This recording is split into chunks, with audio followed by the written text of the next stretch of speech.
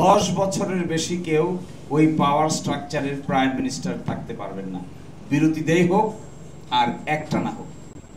বিরাট পরিবর্তন। একবার চিন্তা করেন, যতই অসুবিধাজনক শাসন আসুক না কেন, যত কঠিন শাসকেরই জন্ম হোক না কেন, 10 বছরের বেশি না, 10 বছর পরে তিনি ইনভ্যালিড হয়ে যাবেন।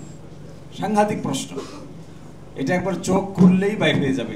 এইবার যারা প্রথম ভোট দেবে তারা একজন শাসক দেখেছে, এক টার্ম, 2 টার্ম, 3 টার্ম, কনজিকিউটিভ 15 বছর।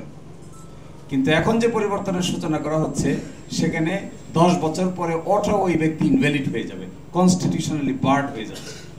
যিনি প্রধানমন্ত্রী হবেন তিনি একই সালে দলীয় প্রধানের দায়িত্বে থাকতে পারবেন না। এই পরিবর্তন বিরাট ব্যাপার। আগে আমরা দেখেছি এক ব্যক্তি প্রধানমন্ত্রী, তিনি দলেরও প্রধান, তিনি হাউসেরও প্রধান, তিনি সরকারের প্রধান, সবই গণভবন। কিন্তু এখন যিনি দলের প্রধান হবেন তিনি আর প্রধানমন্ত্রী হতে পারবেন না। জুলাই জাতীয় সনদ বাস্তবায়ন আদেশ 25, উইদিন ব্র্যাকেট আছে সংবিধান সংস্কার। সংবিধান সংস্কার আদেশ দিয়ে দেওয়া হচ্ছে। এই আদেশটা জনগণকে নিয়ে ঘোষণা করা হচ্ছে। একটা গণভোট অনুষ্ঠিত হচ্ছে। গণভোটে কোনো ডিসেন্টিং থাকছে না। বড় ধরনের পরিবর্তন আসতেছে। গণভোটের মাধ্যমে হয়ে গেলে এগুলো সংবিধানে ঢুকে যাচ্ছে। নতুন পার্লামেন্ট হবে, তার দুটো পাওয়ার থাকবে। একটা হবে সংবিধান সংস্কার সভা, নাম যে নাকি কনস্টিটিউয়েন্ট পাওয়ার অ্যাসেম্বলি হবে, পাওয়ার এক্সারসাইজ করবে।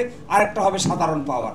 যা সংবিধান সংস্কার সভা হবে, এই সংবিধান সংস্কার সভার মধ্যে এটা অ্যাকসেপ্ট হবে, নতুন সংবিধানে ইনকর্পোরেটেড হবে। পরবর্তী অধিবেশন থেকে এটা একটা নতুন সংসদ হিসেবে কার্যভার গ্রহণ করবে এবং রেগুলার ফাংশন করবে।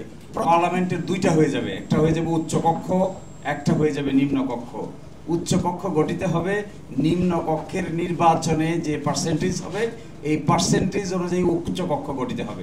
কোনো দল যদি 5% পায়, 5%-এর বিনিময়ে তিনি 100 আসনের মধ্যে 5 জন পাবেন।